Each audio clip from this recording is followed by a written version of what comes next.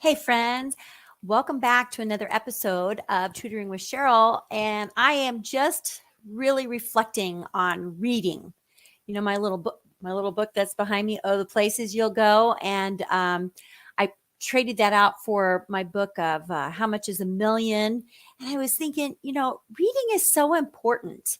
And, when you have a child that can't read and they really get stuck, um, I think that's a real challenge for parents. And a lot of times, educators will talk specifically to parents of students who have struggling readers. But today, I'm going to talk to you about students that don't struggle. And I'm going to talk to you about why it's really important to keep your child reading during the summer. Summertime, there's a lot of downtime.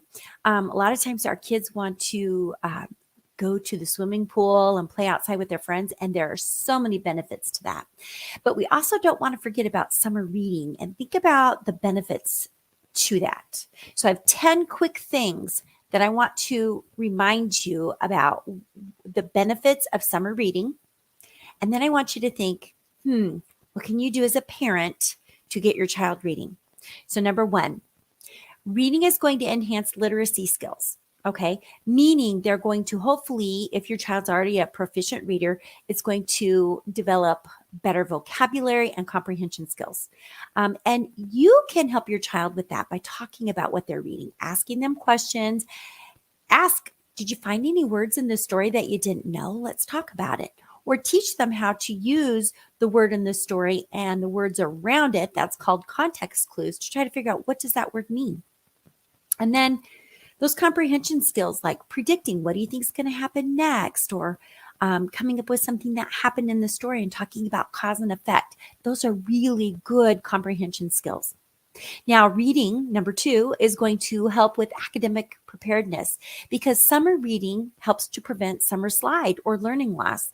And I know some parents don't really see it that way, but boy, when you're in the classroom and you're just trying to get things going in the fall, it seems like it takes a long time to build up that ability to sit and read for a long period of time.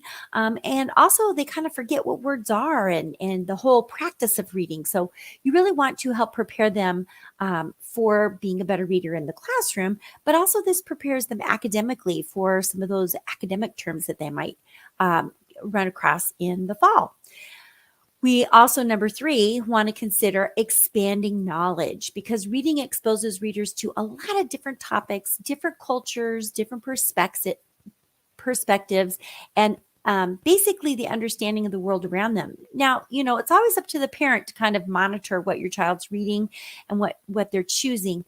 And so I encourage you to go to the library with your child. But if you can't and you're worried about what they're reading, make sure that you look to see what they're reading. Okay, number four, the fourth reason why summer reading is really beneficial is it is going to stimulate your child's imagination and creativity. Engaging in imaginative stories and those narratives really nurtures this sense of wonder. You could have them draw a picture about what they read, or paint a picture, or they could draw a picture. They could create a three-dimensional model of what they're reading. So allow for that creativity. They could write another ending to the story, or they could read the first chapter and write the end of the story. There's so much that can be done with imagination and creativity surrounding reading. Okay, the fifth one. We want to develop critical thinking skills, because reading encourages analysis and evaluation and problem solving skills. They can become the character, or they can think about the nonfiction text and think about, well, what could have been done differently, or they can think about the cause and effects. And you should really talk to them about what they're reading, because you can start with the question of, hey, what are you reading? But go a little deeper than that. Say, can I look at your book? Look at the front cover, look at the back cover, open up the book and read a little bit yourself, so that you can have some questions in mind that you want to ask, or read the book together. So number six, For a lot of people, reading is a stress reducer. It allows them to relax. Now, if your child's a struggling reader, it might be stress inducing. So I'm really, again, really speaking to the crowd of kiddos and adults that have this love of reading and why it's so beneficial to keep it going. These things can support struggling readers as well, but I really feel like if your child's struggling to read, this should not be an independent practice. They're going to give up. It's going to be too hard. And you're really going to want to focus on finding books that are age appropriate for them, as far as, and maybe not even age appropriate, reading level appropriate.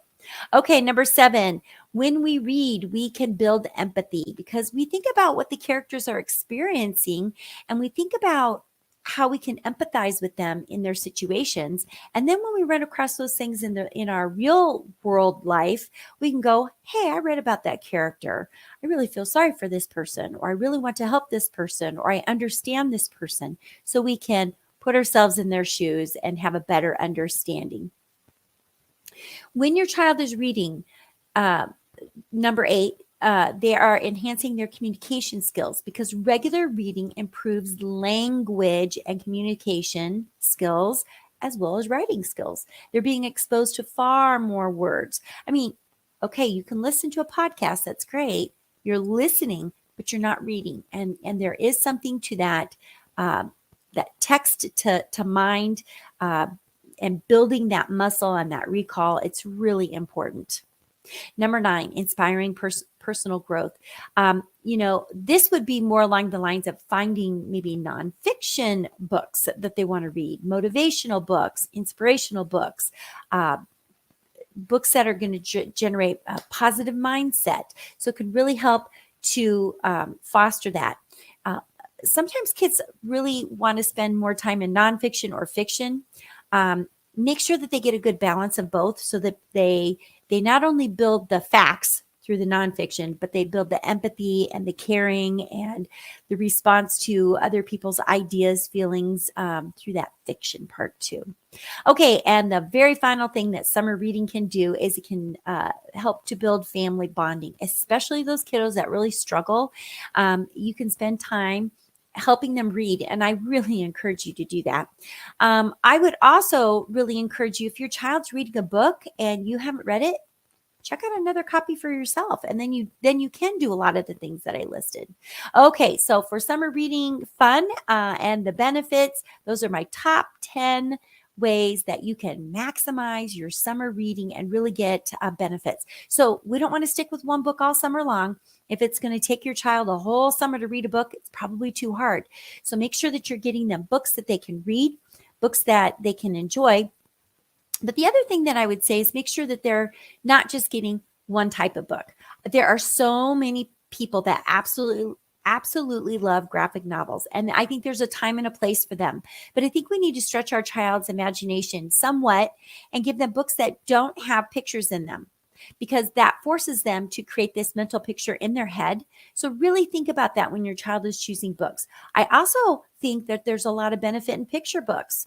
So if you have like a 5th or a 6th grader and they're not checking out picture books, go ahead, let them check out a picture book. Sometimes those books are actually written at that level and it won't hurt them at all.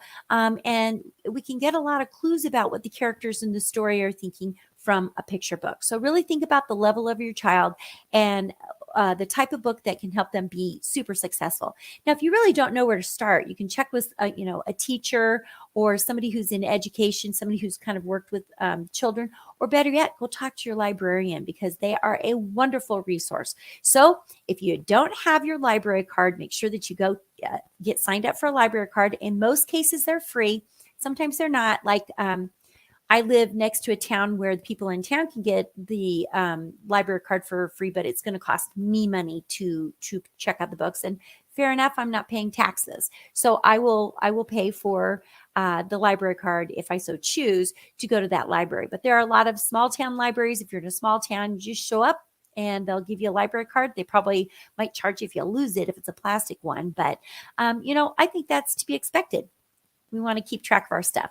So with that, I'm going to end, but I really want you to tune in on Friday because I'm going to be talking to Yolanda Duguay. Yolanda is a math and reading educator. She's in Southern Florida. She has been doing this full time for a year, very much like myself. It might even be a little bit longer than that. And she is helping children by not only developing their academic skills, but she really focuses on those social emotional skills. And so she's going to be sharing reading strategies. And so we want to hear all about her expertise in that field. And I love to hear from other educators because it always inspires me to try something brand new. So as always, you guys make it a great day and keep the